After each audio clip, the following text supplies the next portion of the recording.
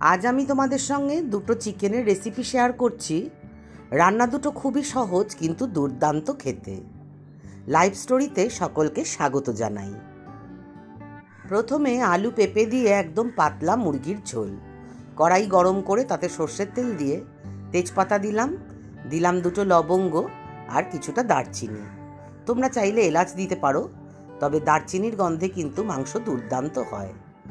পেঁয়াজ কুচি দিয়ে ভেজে নিলাম, একটু চিনি দিয়ে দেব, এতে রান্নায় রঙটা ভালো আসবে। কিছুটা ভাজা হয়ে গেলেই আমি ডুমো করে কেটে রাখা আলু, ভালো করে ধুয়ে রেখেছি, সেই আলুগুলো দিয়ে আবার কিছুটা ভেজে নেব। দিয়ে দেব হলুদের গুঁড়ো আর দিয়ে দেব লবণ। হলুদের গুঁড়ো আমি রান্নায় খুব কম ইউজ করছি। একটু ভাজা ভাজা করে নিচ্ছি আলু আর পেঁয়াজ একসাথে। এরপর ঢাকা দিয়ে আলুটাকে আমি কিছুটা নরম করে নেব, তবে একদম পুরো সেদ্ধ কিন্তু করব না।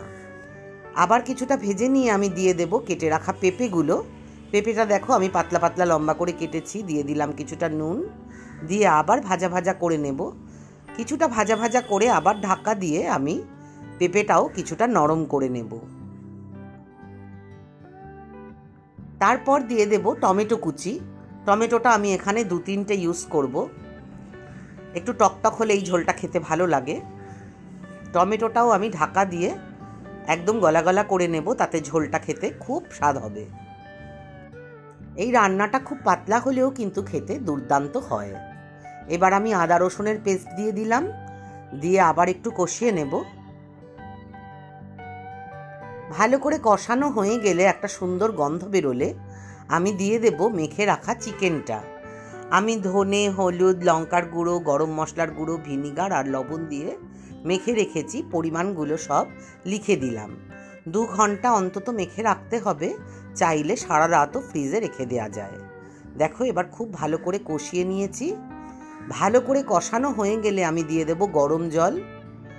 জলটা এমনভাবে দেব যাতে সব কিছু ডুবে যায়, আলু, পেঁপে, মাংস সব ডুবে যায়। এই ঝোলটা একটু পাতলা পাতলাই হবে। একটু কাশ্মীরি লাল লঙ্কার গুঁড়ো দিয়ে দিলাম, এতে রঙটা ভালো আসবে আর গন্ধটাও খুব সুন্দর হবে। এবার দিয়ে দেব স্বাদ মতো লবণ, দরকার হলে একটু চিনিও দিতে হবে, আমি আর চিনি দিইনি। ঢাকা দিয়ে আমি সব কিছু সেদ্ধ হতে দেব। এই সময় আঁচ কমিয়ে বাড়িয়ে দেখে নিতে হবে আলু, পেঁপে, চিকেন সব সেদ্ধ হয়েছে কিনা। সেদ্ধ হয়ে গেলে আমি দিয়ে দিচ্ছি, আমি গোলমরিচটা ভেজে আধ ভাঙা করে গুঁড়ো করে দিয়ে দিলাম, আর দিয়ে দিলাম কয়েকটা কাঁচা লঙ্কা। গরম ভাত বা রুটি সব কিছুর সাথেই এটা দারুণ লাগে। আজকের রেসিপি আলু দিয়ে বেশ ঘন ঘন মুরগির ঝোল। আমি যেভাবে করি সেটাই তোমাদের সাথে শেয়ার করলাম। প্রথমেই কড়াই গরম করে তাতে সর্ষের তেল দিয়ে ভালো করে কুচিয়ে নেওয়া পেঁয়াজগুলো দিয়ে আমি ভেজে নেব, বেশ বাদামি করে ভেজে নেব। দেখো বেশ লাল করে ভাজা হয়ে গেছে পেঁয়াজটা। এবার আমি চিকেনটা মেখে রেখেছিলাম 2 ঘন্টা ধরে, ভিনিগার, লবণ, হলুদ গুঁড়ো, লাল লঙ্কার গুঁড়ো, ধনে গুঁড়ো, আদা রসুন বাটা আর তেজপাতা দিয়ে এটা 2 ঘন্টা ধরে আমি মেখে রেখেছিলাম। এটা চাইলে সারা রাতও মেখে রেখে দেওয়া যায়, তাহলে মাংস খুব নরম হয়। এবার আমি ভালো করে কষিয়ে নেব। তবে হ্যাঁ, সারা রাত চিকেনটা রাখতে হলে অবশ্যই ফ্রিজে রাখতে হবে। দিয়ে দিলাম গরম জল। মুরগি যেন একদম ডুবে না যায়, মাংসটা যেন ডুবে না যায়, সেই অনুযায়ী জল দিতে হবে। যতটা চিকেন তার সমান সমান জল দিলে, দেখো চিকেনগুলো ডুবে যায়নি, এমন করে জল দিয়েছি। এবার ভালো করে ফুটিয়ে নিচ্ছি, আর আলুগুলো সিদ্ধ করে ভালো করে ভেজে নিয়েছি। ভালো করে ফুটে উঠলে আলুগুলো দিয়ে আমি নাড়াচাড়া করে ঝোলের সাথে মিশিয়ে দেব।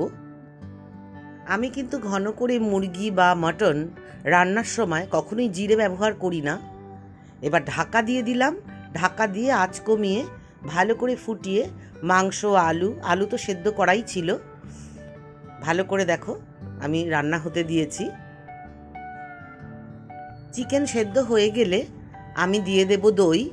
দইটা লবণ আর সামান্য ময়দা দিয়ে ফেটিয়ে নিয়েছি। খুব সামান্য ময়দা দিতে হবে, নালে কিন্তু ঝোলটা আঠা আঠা হয়ে যাবে। তাতে কিন্তু দইটা কাটবে না, কখনোই ছানা হয়ে যাবে না। এই সময় গ্যাসটা একদম কমিয়ে রাখতে হবে দই দেওয়ার সময়। দিয়ে ভালো করে মিশিয়ে নেব। এবার দেখো খালি খোলায় গোলমরিচ আর দারচিনি আমি ভেজে গুঁড়ো করে নিয়েছি, ভাঙা ভাঙা করে গুঁড়ো করেছি যাতে এগুলো মুখে পড়ে, খুব ভালো লাগে খেতে। এবার মিশিয়ে দেব। রং হওয়ার জন্য একটু কাশ্মীরি লাল লঙ্কার গুঁড়ো দিয়ে দিলাম, দিয়ে মিশিয়ে নিচ্ছি।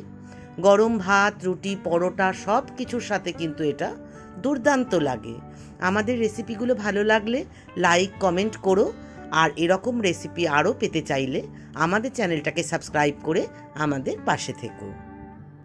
দেখো, বেশ ঘন ঘন মুরগির ঝোল আলু দিয়ে কিন্তু রেডি।